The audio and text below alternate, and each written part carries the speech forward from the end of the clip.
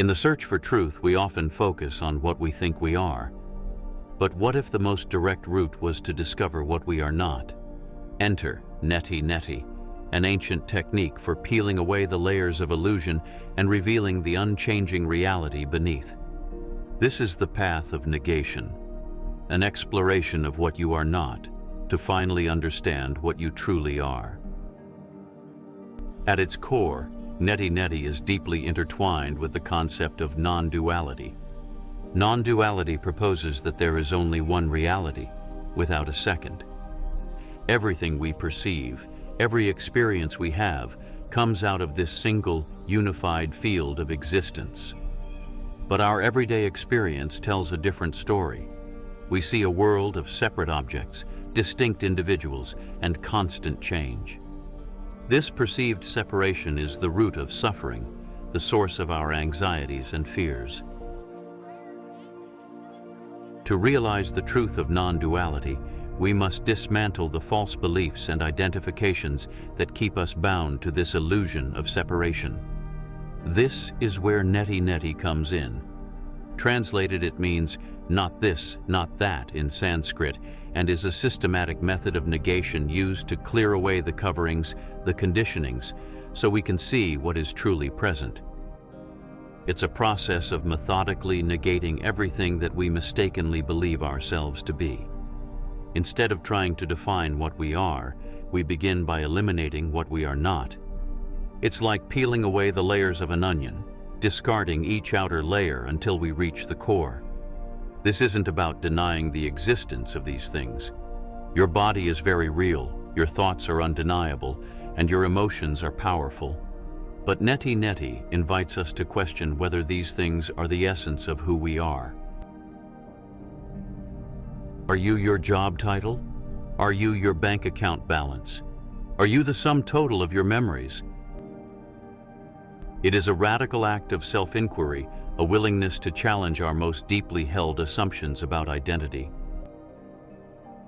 The practice of Neti Neti involves examining different aspects of your experience and repeatedly asking, is this really me? Let's look at some practical examples.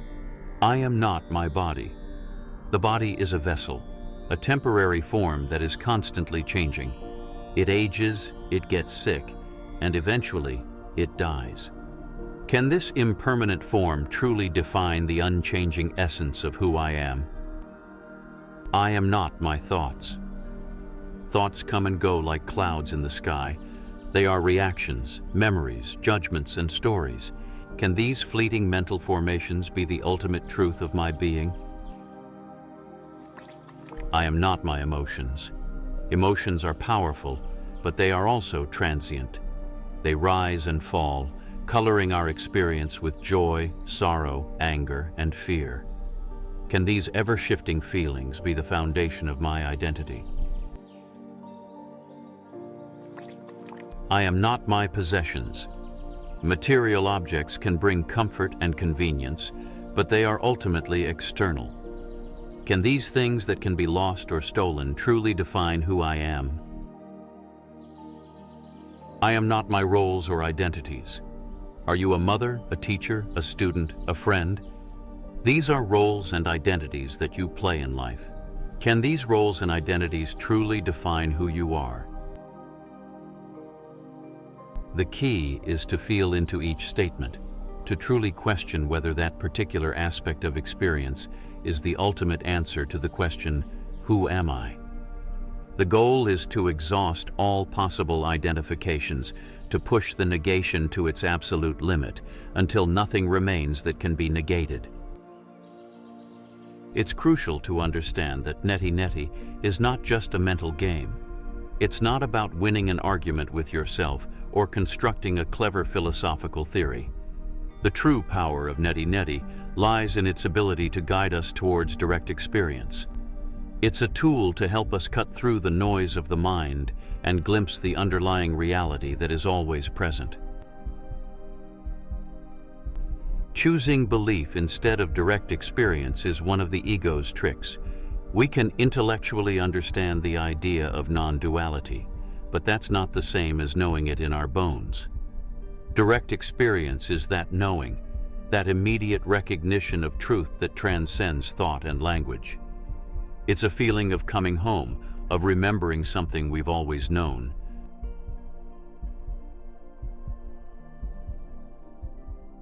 The path of negation can be powerful, but it's not without its potential pitfalls. It's important to be aware of these dangers and to navigate them with care. One common pitfall is nihilism. This is the belief that nothing has value or meaning, that existence itself is pointless. If we only focus on what we are not, we can end up feeling empty and lost. Another danger is endless negation. We can get caught in a cycle of constantly negating everything, without ever finding a positive ground, a sense of what is. It's important to remember that the goal of Neti Neti is not to destroy everything, but to reveal what remains after the false is removed. It's about clearing the ground so that something new can grow. To avoid the pitfalls of nihilism and endless negation, it's crucial to balance Neti Neti with a positive understanding of your true nature. After negating what you are not, you must turn your attention to what you are. And what is that? It's the innate, natural presence awareness, or your essence. This awareness is the ground of being, the empty space in which all experiences arise and subside. It's the silent witness, the unchanging background against which the drama of life unfolds. It's not something you have to create or attain. It's what you already are, always have been, and always will be. It is your natural state. Neti Neti isn't complete until you're able to recognize it within yourself. It is closely related to the practice of self-inquiry, as taught by sages like Ramana Maharshi. Self-inquiry involves tracing thoughts and feelings back to their source. Whenever a thought or emotion arises, we ask ourselves, who is thinking this thought? Who is feeling this emotion? This investigation eventually leads us to the I thought, the sense of being a separate individual. Neti Neti can be used in conjunction with self-inquiry to dismantle the ego and reveal your true nature. By repeatedly negating the I thought, we can dissolve the illusion of separation and recognize our oneness with all that is. So how can you put Neti Neti into practice in your daily life? Start by simply observing your thoughts and emotions throughout the day.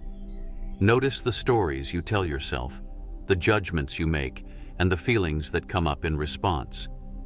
Then, question the validity of those thoughts and emotions.